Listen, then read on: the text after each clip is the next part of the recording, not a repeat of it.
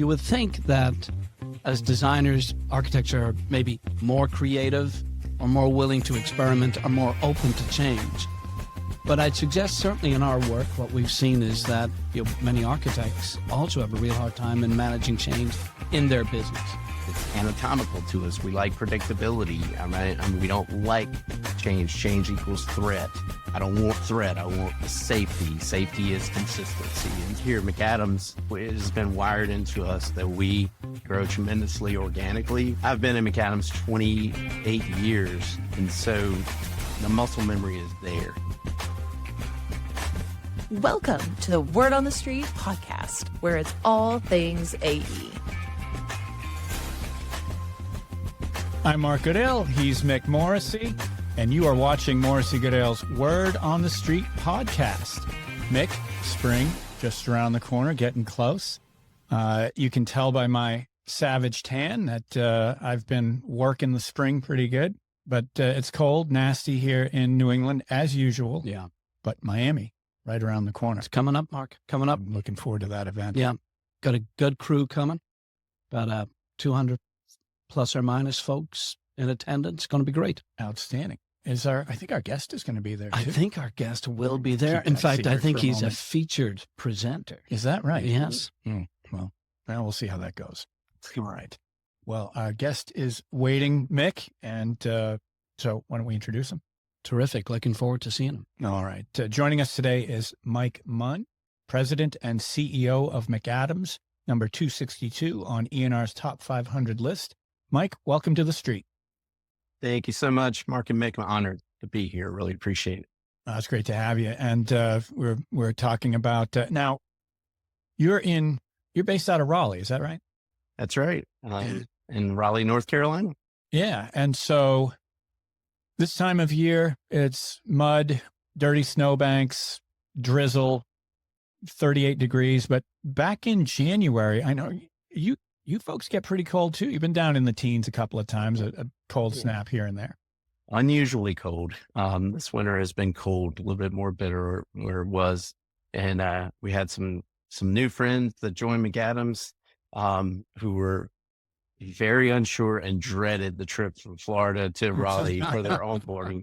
In fact, I feel like we have to refund them, give them an expense report for new coats because we had several people buy new coats for their trip up to Raleigh.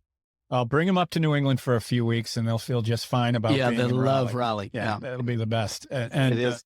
You guys are you're in the teens, but then you're right back into the 50s and 60s right after that. Even in the we don't stay cold long. Yeah, I had a neighbor that coached hockey and had small kids. He was from Detroit area, and we had during that week-long stretch, he wanted to put an ice pad in the backyard for the kids, and so that's the only time ever we've had that happen in Raleigh, North Carolina. It was long enough, long enough to have an ice pad in the backyard. Yeah, we used to do that as a kid. They weren't get the hose out there every morning. It was a big to-do. But Mike, thank you for being an avid reader of Word on the Street. And I understand you've got an article you'd like to talk about. Yeah, I mean, love the article, love what you guys do for the industry. By the way, it's continuously learning, stretching, knowledge and network that grows by being around the Morrissey Goodale team. But the one that stood out to me was about change management. I mean, it really as leaders of our organizations, we have to be change agents. And so being good at change, although I think the headline of the article said, we stink at change management and we need to change the direction up. But I thought it had some poignant sort of best practices that resonated with me. Yeah, we wrote that, I think, back in June of last year. And as I recall, there was discussion about why such a struggle with it, what happens internally. And I think, Mike, it goes to the mindset of engineers. A lot of times there's a lot of risk aversion. You've got complex projects and you can't just change things willy-nilly and very easily in that environment. So I can see how it can be difficult to make change. If I could add to that, Mark, though, you talked about the mindset of engineers. We got to also take into account the architects and the environmental consultants, right? So you would think that as designers, architects are maybe more creative or more willing to experiment or more open to change. But I'd suggest certainly in our work, what we've seen is that many architects also have a real hard time in managing change in their business. I don't think it's limited to any personality types, definitely not any disciplines of careers. I think it's a human condition, just generally, personally, professionally. And I think it's just, it's anatomical to us. We like predictability. We don't like change. Change equals threat. I don't want threat. I want the safety. Safety is consistency. And so just generally, people don't exercise those change muscles because they don't like it and it makes them uncomfortable. And I'd say here, McAdams, when I talk about change, we're a high growth company. It has been wired into us that we grow tremendously organically. We have a 5-year average organic growth rate is like 18%. So it is constant change.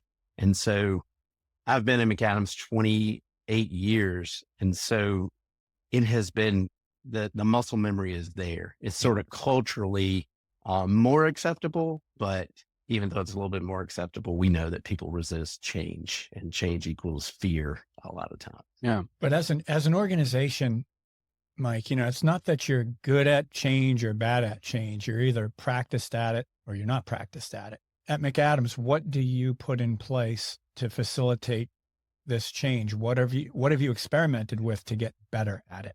I do think a lot of us have just we've been here for a long time. It's some in our leadership team, so we have lived through the pain that comes with growth and stretching, and our roles changing, and we've gotten on the backside of it. And so it's sort of, what is the phrase? Faith is believing in things that you can't yet see, but oftentimes you have an example to go by. And so for us, a lot of the leaders here, we know what it feels like, the resistance, and we also know what lies on the backside of it to just push through some of that change. And then frankly, we had to redefine the company, through the Great Recession and post-Great Recession.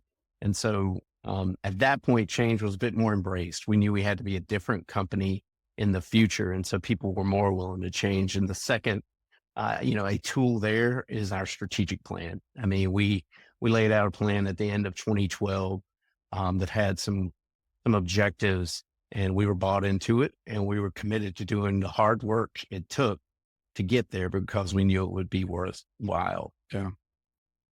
So Mick, we've seen companies try to tackle change a lot. And sometimes it seems to me that it's at least as important to talk about what's not going to change as what is going to change. I think that just settles people down and gives them context. Yeah, I think that ties in with what Mike was saying there. Insofar as change seems to engender a lot of fear in folks, a lot of concern. And I just wanted to go back to a point that Mike made, which was during the Great Recession, maybe getting change in the business was easier because you had to do it to survive, I would imagine. And that's what we found in our consulting work, over 30 years or so. It's real easy to get change in a business when there's red ink on the bottom line. Real hard to do it when things are going, quote unquote, well. And well for some firms is 5% profit. Well for other firms is, 20% growth, 25% profit. So I think that point is really important. It's very hard to get change in a business that's doing well, because so many folks will say, actually so many, particularly folks in our industry, if they're doing well, probably are doing better than they ever thought they would do. So why put it at risk? And then the question I have for you, Mike, is to your point about change and it becoming, changing growth particularly, and it requiring everybody kind of to get involved and take a risk with each other. Were you always great at change? Were you always open to change, Mike?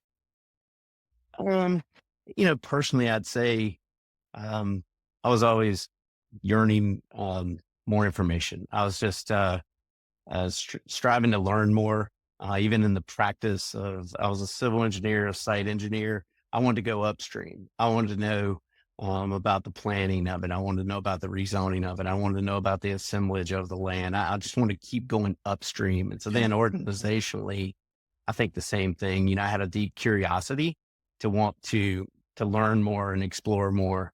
And then the Great Recession probably was the best opportunity for me to peel back all the layers, to understand the fundamentals of the business as well as somebody that was doing a startup, because, we were in a steep nosedive, and, we were just 100% real estate prior to that. And there was no demand for real estate. And so the commitment to, we're going to be a different firm, after that was for the health of the organization. But I'd say, Mick, I've always just been curious and always trying to go upstream of things, either in the practice or in the organization.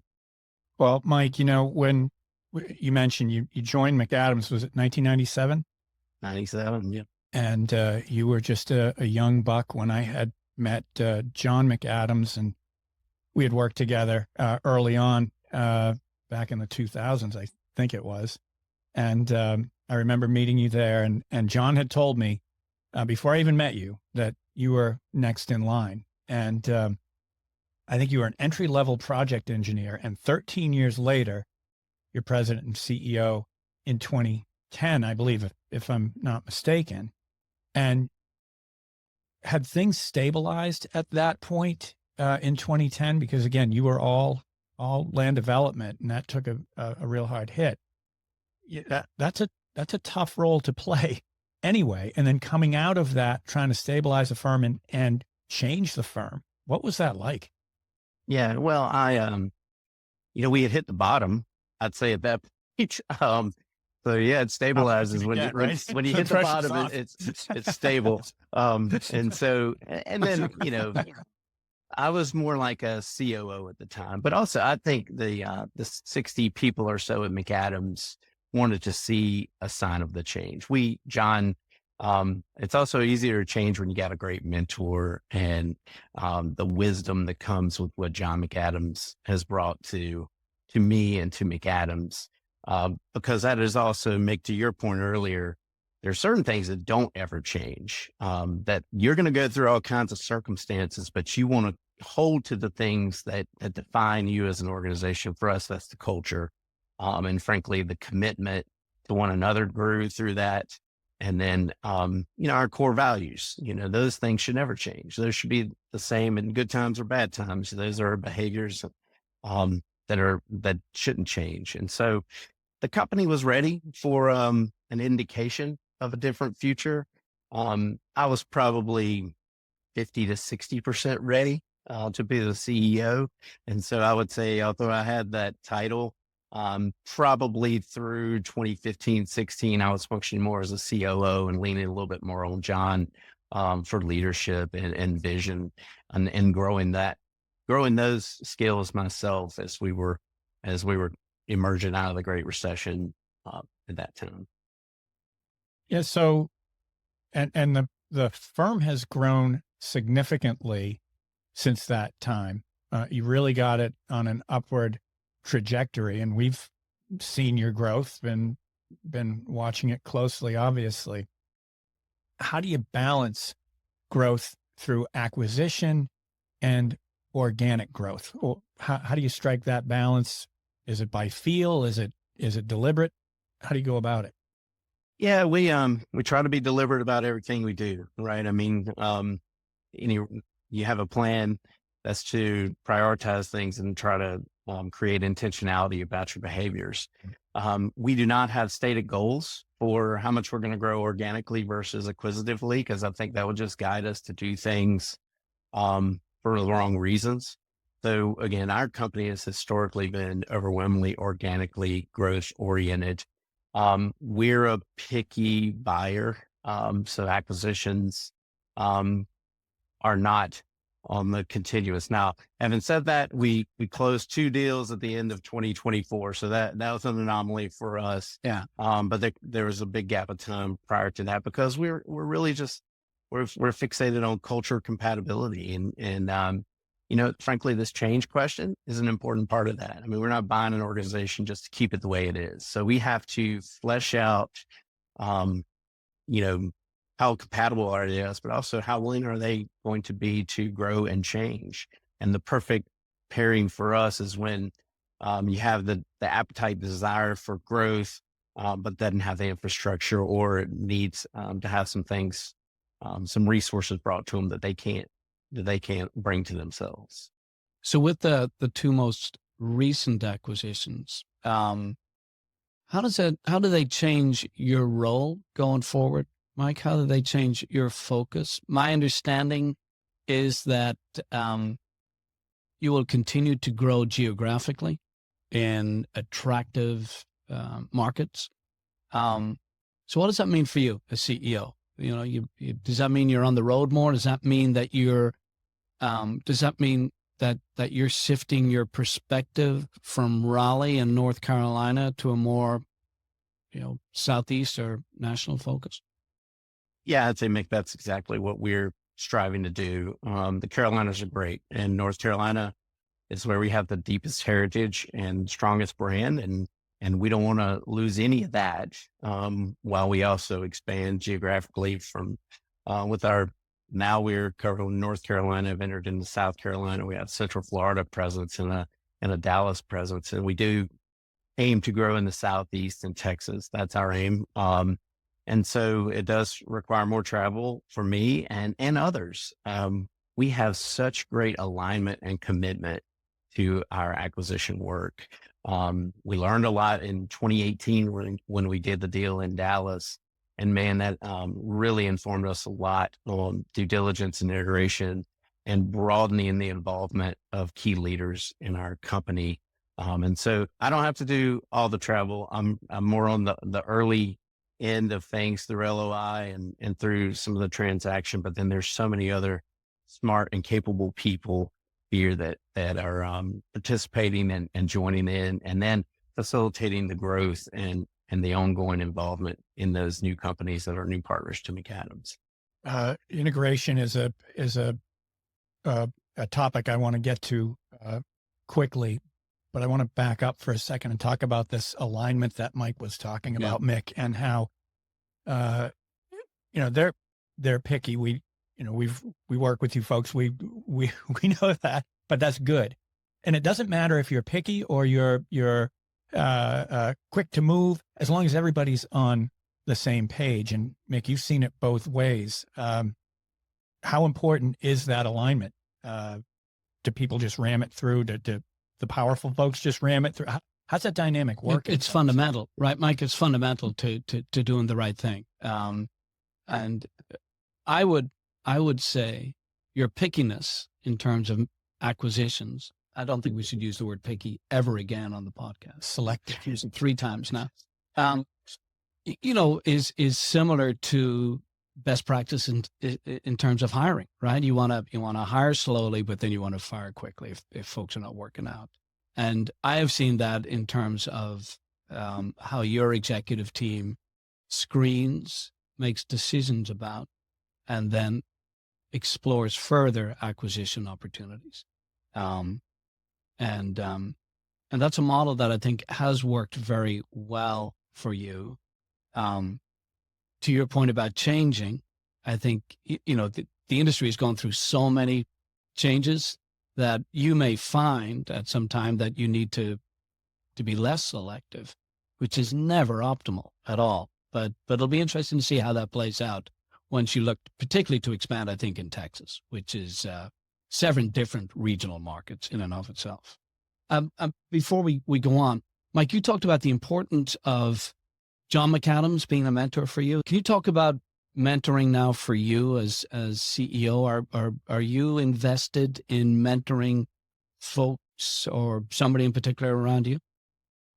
Yeah, and that's a good question. We don't have a prescribed program. I'll look at, we have our service line leaders, and then we have our metro leaders, and that's where my closest relationships are, is with those people. I will say, accessibility to the executive leadership here at McAdams is sort of a hallmark of our brand and our culture.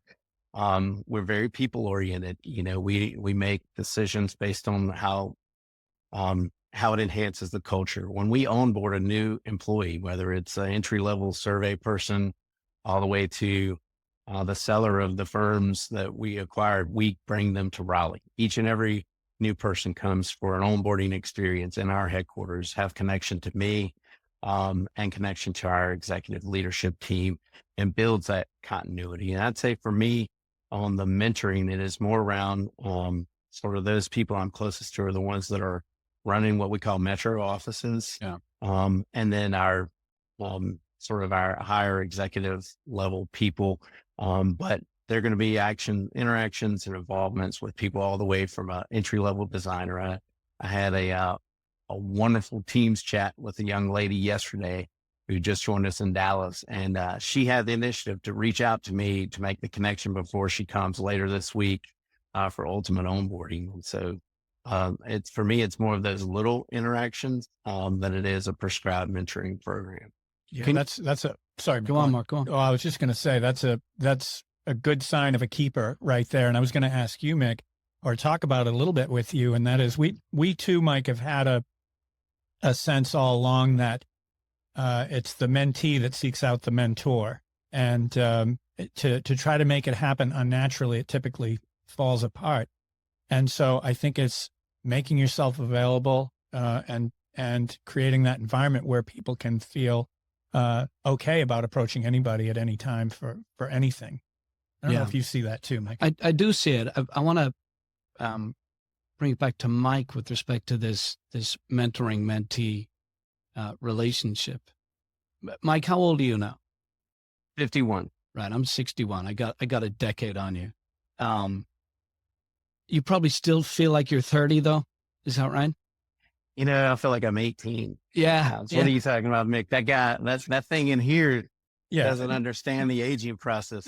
Are we talking maturity or are we talking chronological age? I'm talking mentoring, right? Because I think there's an interesting period for CEOs where they are maybe even still a decade into the role of CEO, and they realize, oh boy, we need to be thinking about the next CEO, because you're still embracing, I'm the CEO. You wake up every morning and go, whoa, I got it.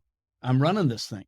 So, you don't have a formal type of process, Mike, but I'm sure you're thinking about mentoring, and I'm sure you've got that in mind, right? Yeah. Succession planning.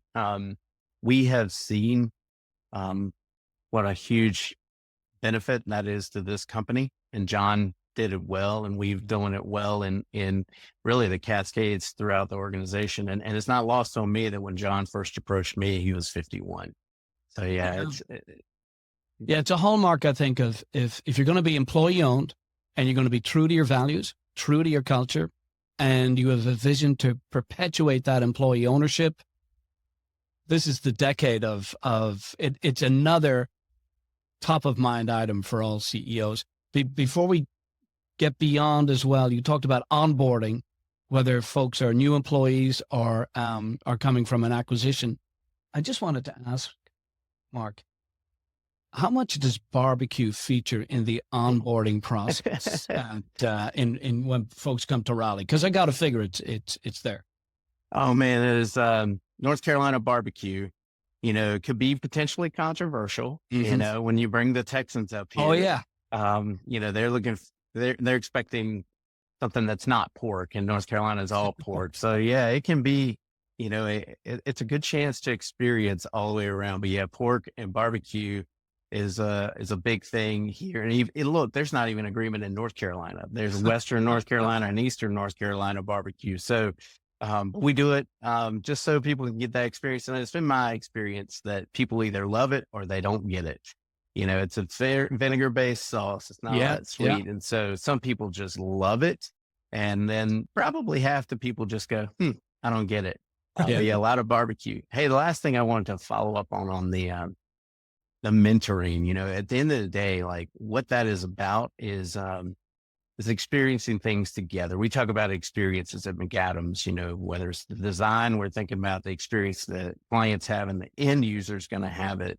Well, also the experience in our workplace. But what was invaluable to me is this experience you get from just broadening your horizons. So you take a leader and move them out of that area they're leading to expand them and to get a broader perspective across the organization.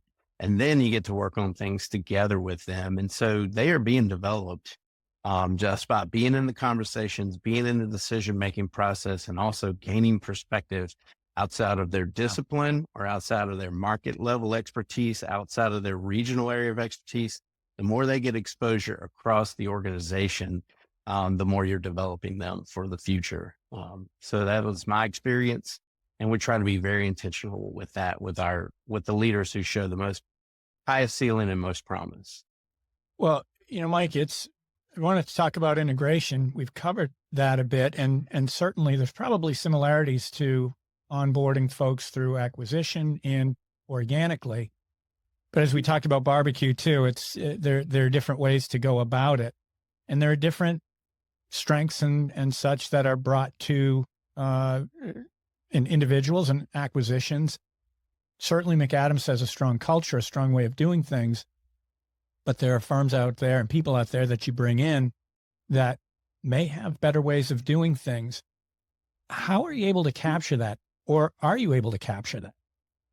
Yeah, our experience, is that when we go into an acquisition, this is not where we're going to impose our will onto the new entity. We are looking for the best way to do things. And look, you can buy a 10-person divestiture or, a 30-person firm, and they're doing things better than we are in certain ways. So our main objective is to draw out how they're doing things, figure out if there's better ways to, better way to build the mousetrap than we have at McAdams, and learn from them and create new standards. Now, what we also realize is that people want to be told how you do things in your organization. Some things can't wait. So, accounting and other things, they're very deliberate and upfront. They have to be. But even CAD standards, what we also are bringing to some of these sellers is capacity. But the only way we can bring capacity is if we could share work. So we've got to boil it down to some non-negotiable things that we're all going to do the same way. Then there's going to be a latitude that you can do things however you want, as long as it doesn't run afoul of any real core principles of ours to give autonomy at the same time. But, a lesson learned from our Dallas experience, we looked back and said, man, we wish we had changed certain things faster. We were trying to take it slow. Yeah. And even, that firm that joined with us said, man, we wish that we had done it faster as well. So that's empowered us to move quicker with the two most recent acquisitions. Just rip the Band-Aid right off, right? Yeah, exactly. Figure it out from there. And I think for firms too, you have to get that, you got to get everybody doing it, the McAdams way, let's say. And then beyond that, once you get that down, you can start thinking about, okay, what's kind of bugging me? Where are we getting outcomes that we didn't expect? And then you can start to experiment a little bit. And you don't want chaos, but you also don't want moss growing on the stone. You never want anybody in the organization saying, well, why do you do it that way? Well, that's because we've always done it that way. And that's not what you want. But I think you're onto something with that quick change. It's not going to be perfect. We don't have to go down with the ship. We can even change something later, but let's get on the same page. Can you give us? I'll add on to one thing with that. The best ideas they come from throughout the organization. This isn't mine, but we developed this peer program, and it wasn't my thought. It was other people that, to a person, every new teammate coming through an acquisition is paired up with someone in a comparable role at McAdams, which has been tremendous for us to build connection. And then again, we're going to have them come in. They come in person to onboard to our headquarters office. So it's a good chance to make a personal connection with those people who are their peers, or and build a deeper bond. But man, there's a lot of new ideas and shared information exchange that'll happen at that level versus a top-down level. So, Mike, we'll switch gears here a little bit and talk about business development and how that obviously changes. I think you made that switch a long time ago from doing the work to bringing the work in and creating opportunities for the firm, and then obviously into an executive role. But even still now, you are heavily involved in the community. You're part of several organizations like the Marbles Kids Museum, for example. Now, those things are just a flat out good thing to do. But can new business be a happy outcome of that kind of involvement? I used to give all my volunteer time to, frankly, the industry, and actually it was a CEO of Highwoods Development here. They're a REIT for commercial real estate, a gentleman named Ed Fritsch, through it was our Urban Land Institute developmental thing. This has been many years ago, 15 years ago. He said, I look for my people to divide their volunteer time into 3 categories: support the industry, do things to promote the industry or the community. So volunteer there. Then volunteer in things that are in the community that aren't self-centered, that gives back some. And then either a church or school, you choose that. I think you should carve it up there. And man, it was empowering. It gave me permission to say, not now. Because, as you grow in your local markets, you'll get asked to serve on lots of boards. So it gave me it empowered me to say, no, not now on that. Maybe in the future, but not now. And so Marbles was really just because we commit through our philanthropic work called McAdams Shares to 3 big areas: early childhood education, housing and homelessness, and then environmental cleanup. And so young people can envision a future they've never seen. And so Marbles introduces STEM-based careers and learning to young people through play. And it was the most fun board I've served on. It got me out of my old engineering comfort ground. The board meetings included using a Family Feud style, questions and answers to learn things. And it made me feel young again and rejuvenated me again. But it's just amazing to see how it impacts a 4-year-old, 5-year-old, and then get them thinking about STEM-based careers that they may not have thought they would never be a part of. It's amazing how you give like that and it comes back to you tenfold. It's not even what you're looking for, but it comes back tenfold to you. Exactly. Now, you spent summers on your uncle's farm, and farms, as we know, are famous for instilling the virtues of hard work. Was that your experience as a young man, or even a boy, I guess, at that time? Oh man, did it ever. We grew up, it was tobacco farms in North Carolina back in the day. But I was exposed to some of the hardest working people. And it just builds a resilience in people. And, I got to go play on equipment that nowadays helicopter parents would never let our kids do this, right? But they're driving tractors, equipment, and other things. And it's just a boyhood dream to be able to have that much freedom. But boy, you're right, Mark. It was the work ethic. You're watching people. And to this day, those are people that inspired me and motivated me. My and I was also sort of blessed with a great aunt and a great uncle that was my 3rd set of grandparents, which was pretty cool. Yeah. I got to think that it keeps you from complaining about things sometimes. When you think things are hard, you can just look back pretty quickly and see. Yeah. Unfortunately, that was too many years ago. So now I'll complain pretty easily now.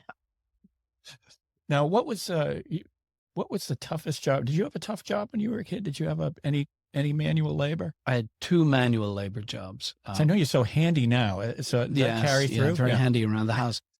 So the first was I delivered milk when I was growing up, Mike, in Dublin, Ireland. We used to have our milk delivered. We used to have our eggs delivered.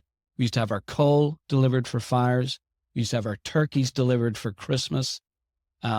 And I delivered milk, I did a 5 a.m. milk run. And I did that 5 a.m. milk run in one of the tougher parts of Dublin, the city. My job was to be on the back of the truck lorry, as we would call it in Dublin, with a stick, fending off everybody who was trying to steal milk bottles from the back of the truck. The other labor one that I got, and I do want to get to branding. You must have been a threatening young man. Oh, I was not. I think I was cannon fodder.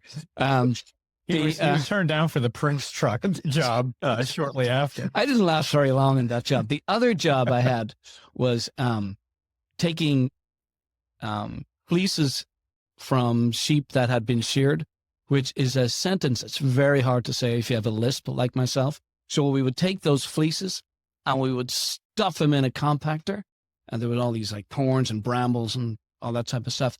And they'd be shipped off to the UK to make carpets. Interestingly, they were, those carpets were included in the Concorde. Oh, interesting. I kid you not. Mike, let's get to branding, because that's a segue awesome. right there. How has the brand of McAdams changed intentionally? And how do you think it's going to change, or maybe change in the future? Man, I think it's a great question, because it is a dilemma. It's a bit of a paradox when we talk about change, I'm a big believer in specialization, right? And so you differentiate yourself by specializing. But what we're talking about is expanding and changing as well. And so our brand, which was so strong in land development, real estate, was a blessing and a curse. As you're thinking about, okay, a big objective of ours was to be 60% real estate and 40% non-real estate. Well, the McAdams strolls up to a local government, and they're like, well, why would a land development engineer pursue this? So no, we had to change perception of McAdams in a big way. And so I look back, it's probably one of the most significant things we did in that was in 2015, we brought in a lady named Mary Heath. Now her role has changed, but Mary's heritage was marketing and communications. And she had come from a firm that was overwhelmingly qualifications-based selection, and McAdams was not. And also at that point, we were a 36-year-old company and still the best kept secret, even in our local markets. Yeah. So, Mary embraced taking us, brought in a team around her to really enhance the brand, push out the story. And then you get successes, you build on those little successes. The other thing in our industry, I remember this phrase from a consultant. He says, your customers are proof-based consumers, meaning no one wants to take a risk. They're looking for someone who's done it before, and they're going to pay for that. So getting that communicates, tell your story.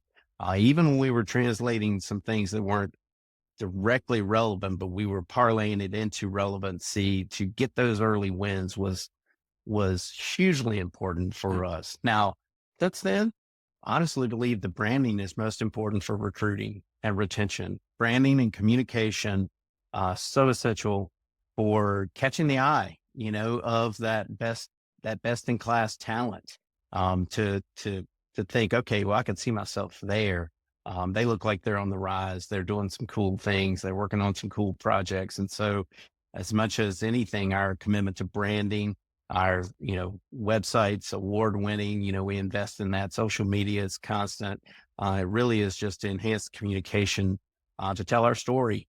And we are very blessed here at McAdams to have some people that are really talented. Yeah, that's great. And Mike, it boils down to being low risk, whether that's for a client or whether that's for a prospective employee. And they look at your organization, whatever goal they have with you, that you're low risk. And when you're seen in different ways, whether it's electronically or out in front of folks, and over and over again with the storytelling, it's crucial.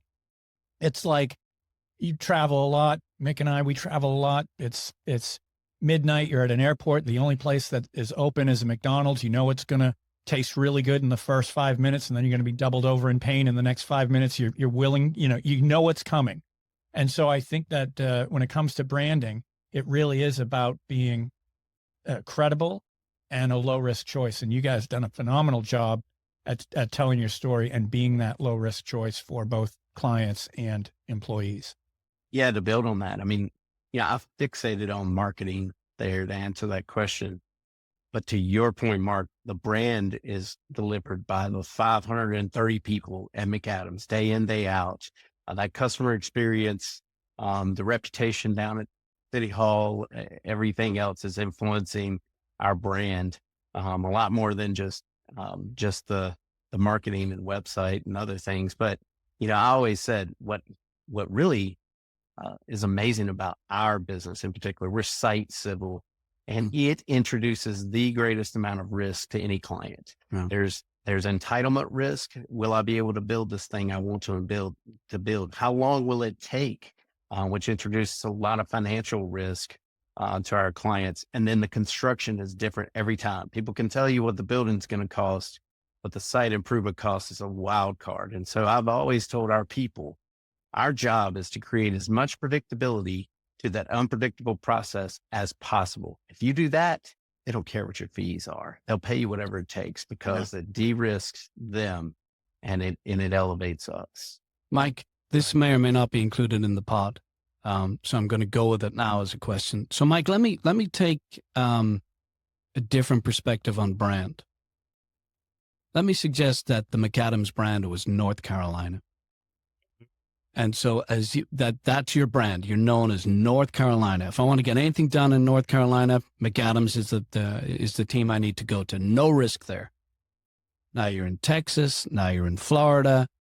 If I'm a Florida client, I've never heard of McAdams before. I may have heard of the firm that you acquired before, but I'm trying to get to how do you take the North Carolina brand and make that a no risk brand outside of North Carolina? Or is that the wrong approach, the wrong understanding of your brand? That's a totally valid question. I think there are 3 dimensions to firms like us. It is what you do, your services that you offer. It's the client types you focus on. We call them market sectors. And then it's your location. And let's just face it, most of our work is consumed locally. It doesn't transport as easily as architecture. But the clients working in North Carolina overwhelmingly are working throughout the Southeast and perhaps even in Dallas. I was in Tampa and Orlando last week for 3 days and called on 2 existing clients down there. I have an intro meeting. We had 60 McAdams clients that are present doing work in Orlando and Tampa. And so now that's not to say that their McAdams experience in Charlotte or Raleigh is an automatic for what their expectation is in Orlando or Tampa, but it opens the door, it creates a connection, and it does give us some brand to build on that they do have an expectation of how things would go because of their prior experience with McAdams in the Carolinas. Yeah. I'm from my perspective, Mark, I look at McAdams, I look at where since I've been in the industry, look at where they've come from, which really, from my perspective, was a North Carolina brand. I really see McAdams now and going forward as a very strong Southeast brand and then Southern United States brand. Right. Yeah, I wouldn't disagree with that. And I think, Mike, as you know, it's storytelling and repetition of that storytelling, and those brands can evolve the way you want them to evolve. It just takes determination to do it. And I think the 3 of us understand the challenge with that Southeast and Southern U.S. brand. Yeah. It's which barbecue really will be the dominant barbecue style, right? I mean, and that'll cause some questions to Mike be and I asked, are just going to go to McDonald's anyway. It's not even going to. So I find myself to love brisket as much as I do barbecue. Yeah. So you go where you go is going to be the most important style of barbecue. The other thing I'd say with that, Mick, and I mean, that is certainly our aim, all the while not compromising one iota of our strength of brand in North Carolina. Yeah. So that's the challenge for us, because guess what? A lot of people want to be in North Carolina. So we have to, part of the reason you have to, inertia kills. So don't ever get complacent. Always know somebody's trying to come in. But I think also having closed a couple of deals recently is a little bump in momentum because I'd have to think if I'm a seller, I want to join with a company where I'm not risking things for my people as well. And so getting the reps, getting the experience to interact with, source, engage, due diligence, closing, integration, take some of that risk away. And ideally, we hope that we become a buyer there with the brand of McAdams goes out in the industry where we're a good firm to partner with as well. Now, 2 things I'm looking forward to in the immediate short term, you speaking to that brand and just how well you do execute on acquisitions in Miami, because I know you're going to be talking about that. Then the other thing, more longer term, is when you make an acquisition in Houston, I'm going to take you to my favorite restaurant, which is the Rainbow Lodge. And we'll be eating not just barbecue, but we'll also be eating bison, yak, boar, and a variety of other wild game. Mike, you won't even get in there. They've thrown him out of that restaurant. He's just, he doesn't, he's not going to get you in there. I love it because actually I did go to Kenya about 10 years ago and ate at carnivore in outside of Nigeria, where that was the most exposure I've had to the widest array of game. And by the way, to plug your conference that you have every October, there's no better hotel I think I've ever been in than the Posto. Right. So, I mean, you guys, you clearly know a lot about Houston and how to do things well in Houston. Yeah, any hotel where you can order a Rolls Royce from room service is okay. Mike, when we're in Miami very soon, we got to talk about Africa. Just went there last summer, and it was fantastic, terrifying, everything wrapped into one. All right, it's time for Word to the Wise, Mike, where we ask our guests for some wise words. What's one piece of advice you wish you'd received earlier in your career? Now, this could be a tough one because John McAdams was such a great mentor, but was there something you wish you had been let in on a little bit earlier? I don't know about let into earlier, but the one thing that's crystallized in my mind as I reflect throughout my whole life and my career is just the significance of who you surround yourself with. You know, who's in the boat with you. Little fact about me, Dave Matthews is my favorite artist. I've been known to go to a lot of Dave Matthews concerts. And one of his early hits was called The Best of What's Around, but it says it's not where, but who you're with that really matters the most. And so choose your friends. Your parents probably told you this.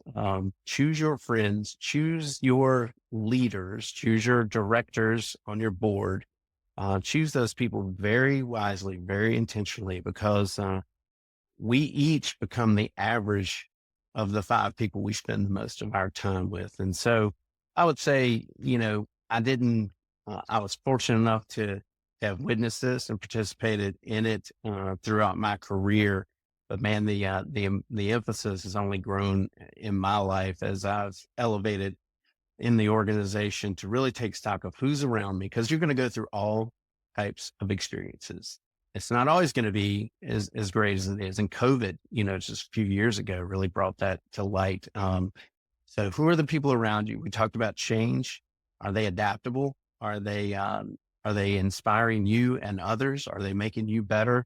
Are they going to make the people better around them?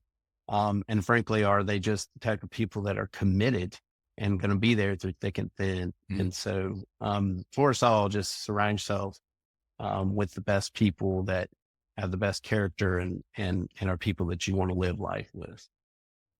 And Mike, you mentioned those folks being in the boat with you. You are a water guy yourself, I understand. Are you a sailor, powerboater, party pontoon boat? What is it what's your selected craft? Only power boats. Yeah. And by the way, I'm a fast car guy too. So I like to, and I had the chance to do some wheel to wheel racing over the past couple of years, which has just been so exhilarating to me. I think I do more fast cars. I guess, from what I understand, right? Was that that was on Route 95? No, it's I've been known to go pretty fast between the cities, but it's too much congestion in most places to speed around here. So you're on tracks and things like that? Yeah. Virginia International Raceway, which Paul Newman described as heaven on earth, is a great road course. It's probably only an hour and a half from us. And it is really a fun time. And unfortunately, know someone who has he's a co-owner of an endurance racing car. So I've done a couple of endurance races with them, and and it'll get you out of your comfort zone. I'll tell you that. It really will. So you are a little bit of an adrenaline junkie. We are learning here. Yeah. Yeah. Risk avoidance wasn't as high for me as most engineers. Outstanding. And what I tell you earlier, Mick, the 18-year-old is still up here. Still there. So it's still up here. Mike, thanks so much for joining us today. And thanks to our viewers. Please like and subscribe. And be sure to join us at our 2025 M&A and Business Symposium in Miami and meet Mike Munn in person. We hope to see you there. And we hope to see you next time on the street.